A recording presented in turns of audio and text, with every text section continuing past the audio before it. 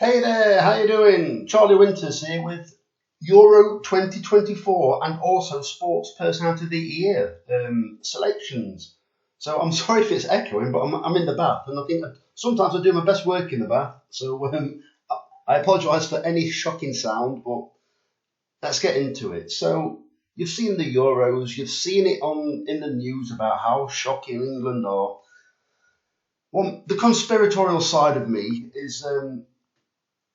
I think now, with all the backlash, with all the everybody is on Gareth Southgate's back, and I pretty much haven't seen a single kick because I'm not particularly interested because football bores me now compared to how it used to. It's not as quite rough and ready as what it used to be. It's like they're more like a bunch of ballerinas. Yeah, it's more technical, but yeah, football actually, I'm well into it still, but I find it hard to watch a full match from beginning to end. So let me get into the reason behind I'm having the bet. So I think now the British public, the British media, the British pundits have given Gareth Southgate a license to do what he wants.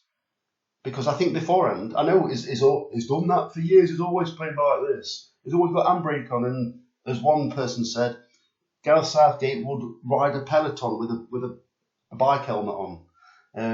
That's supposed to be funny, but yeah. So let me get into it. So I think now you're going to see a more entertaining England. I think you're also going to see a more daring England, and I think you're going to see more goals, both for and against, in their matches.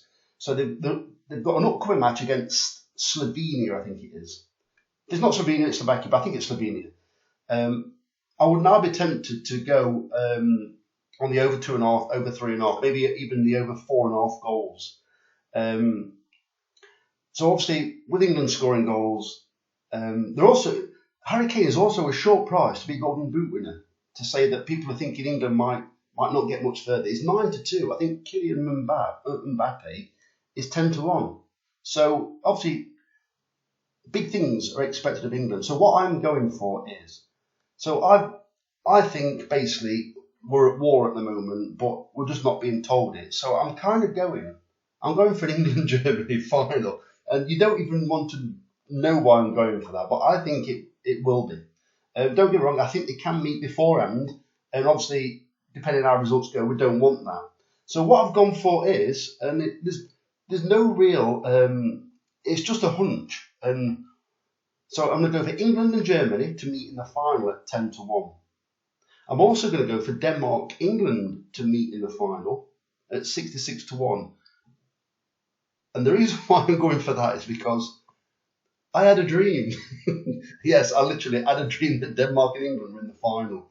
So you can't ignore dreams. And the final one is England and France to meet in the final, because now I'm going to go a bit conspiratorial, because I believe something's going to kick off shortly, because what's happening is, for the last few years, you've had, in politics, you've had the left, and I'm not interested in politics one bit, but I'm certainly not going to ignore it. You've had the left doing like ridiculous things. You've had all this protesting with people with pink hair protesting against all these things, men and women and all these different genders. Well, all that led several years ago up to World War II. That was the beginning there, when there were several books that was lit.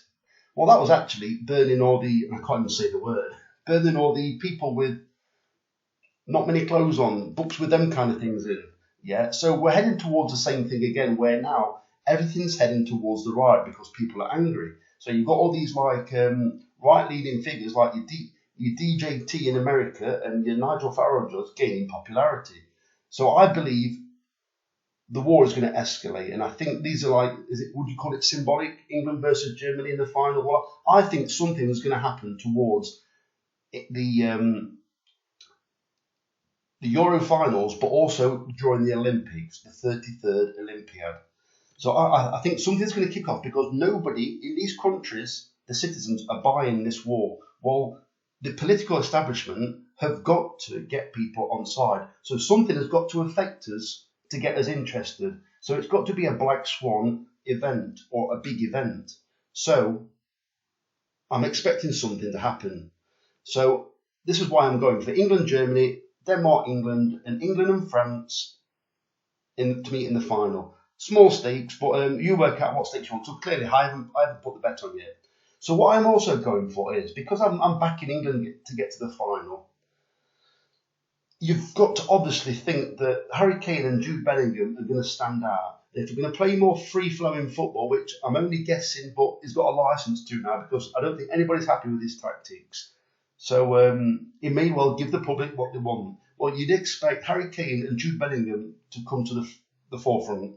So that's why I'm going for BBC Sports Personality of the Year. My main bet is Jude Bellingham, because they are bigging him up big time. Whether he's one of the best players since Messi and Ronaldo, I don't care. But he's being billed as that. He's already won a Champions League trophy with Real Madrid. Yeah. So I think that qualifies him, probably. So you got Luke Littler, who's also done very well, but achieved a lot in his game in a short time. Yeah. But you got to think of the size of the sport. You've got football against darts. Darts, don't get me wrong, it's very entertaining, and you're getting bigger crowds, and it's being jazzed up. But still, a lot of people won't have heard of him. Right, Jude Bellingham is on every single paper there is going. Then you've got Harry Kane. If Harry Kane gets top goal scorer of the tournament, he could well get the golden boot. Sorry, not the golden boot. Well, he will get the golden boot. He may well get BBC Sports personality. I'm not saying he's got a personality. So what I'm suggesting is Jude Bellingham is my main bet, and I shall keep topping this bet up. So I think originally I said I'm going to have 30 on, but I'm going to keep chucking the 5s, 10s, and 20. Well, no, the 5s and 10s on Jude Bellingham. Pretty much, I would take no shorter than probably 11 to 10. I wouldn't be wanting to take odds on. And then you look who they are up against. You've got Luke Littler. Then after that you've got Keely Hodgkinson, really. Mark Cavendish, really. James Anderson. Well, I don't know much about him. I know obviously he's a cricketer, but what's he doing now? Katarina Johnson-Thompson, really. Is Katarina Johnson-Thompson really? Even if she wins, I think she's in the heptathlon. If she wins the heptathlon, is she really going to beat like a losing finalist, a Champions League winner, Jude Bellingham, in a public vote? I don't think so. So if you wanted to, you could even back, if England get to the final, you could even back Harry Kane each way now for the first 3 and make a profit. So if England get to the final and Harry Kane is one of the top goal scorers in the tournament, I don't see how they both cannot be in the top 3. So those are the bets. So basically, you're shouting England on it. I think it's a lot of what a lot of people want to do. But so I'm going for England and Germany to meet in the final. I'm trying to think what else. So obviously, I'm advising now. I'm telling you that I'm going to start back in England for a few more goals in the game. And I'm probably even going to have a small £5 increments on maybe each way increments at 9 to 2. So basically, you're getting your money back pretty much if they don't win, on England to win the Euro 2024. I know many people might think I'm bonkers. If you think I'm bonkers, put it in the comments. I don't mind. Be relatively constructive though. So those are my bets. So the Charlie Winters bath time stories. So the very best of luck. Charlie Winters, over and out. Cheers, mate.